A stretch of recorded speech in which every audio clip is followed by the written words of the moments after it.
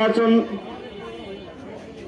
12 ফেব্রুয়ারি 2026 বরিশাল সদর 5 আসনে হাত পাখা মার্কার পক্ষ থেকে ইসলামী আন্দোলন বাংলাদেশ এর সিনিয়র নায়েবে আমির মুফতি সৈয়দ মোহাম্মদ ফয়জুল করিম শাইখ চরমনাই আমাদের এখানে প্রার্থী হয়েছেন। প্রিয় উপস্থিতি, পীর সাহেব চরমনাই এর মাধ্যমে বাংলাদেশের রাজনীতির এক নতুন সূচনা লগ্নে পদার্পণ করেছে। পীর সাহেব চরমনাইয়ের মাধ্যমে বাংলাদেশের রাজনীতি দুর্বৃত্তায়নের রাজনীতি ছিল, যে বাংলাদেশের রাজনীতি চাঁদাবাজ, দুর্নীতিবাজ, দখলবাজদের রাজনীতিতে কলুষিত পরিপূর্ণ ছিল। সেই বাংলাদেশের রাজনীতিতে নতুন ভাবে ইসলাম, দেশ, মানবতা এবং সৎ মানুষের অংশগ্রহণের মাধ্যমে নতুন ভাবে পদার্পণ করেছে। আপনারা জানেন, এই বাংলাদেশের রাজনীতিতে যারা মাস্তানি, ডাকাতি, সন্ত্রাস করতে পারত তাদের কি আগে মন্ত্রী, এমপি স্থান দিত।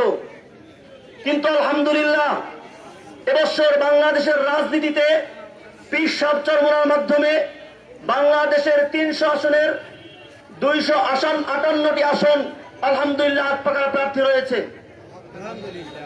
আপনারা জানেন, বাংলাদেশের বিভিন্ন প্রান্তে স্থানীয় গ্রহণযোগ্য আমলদার ওলামায়ে কেরাম হাত পাখা মার্কার প্রার্থী আছে। বরিশাল মানুষের সৌভাগ্য, আল্লাহ রাব্বুল আলামিন বরিশাল মানুষের উপর রহম করেছেন। বরিশালে পীর সাহেব চরমনাই, শায়েখে চরমনাইকে প্রার্থী হিসেবে গ্রহণ করেছেন।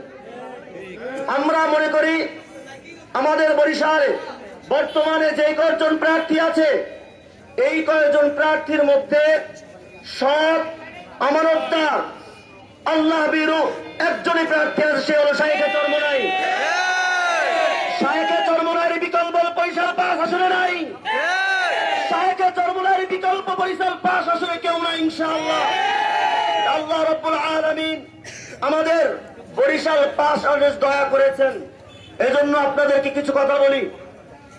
অন্ধকার, একটি অন্ধকারে যতদিন পর্যন্ত বাতি না জ্বালাবেন ততদিন পর্যন্ত সে অন্ধকার দূরীভূত হবে না।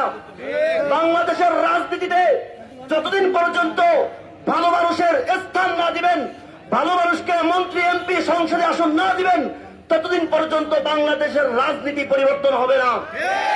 ততদিন পর্যন্ত বাংলাদেশের অর্থকে আপনি পাচার বন্ধ করতে পারবেন না।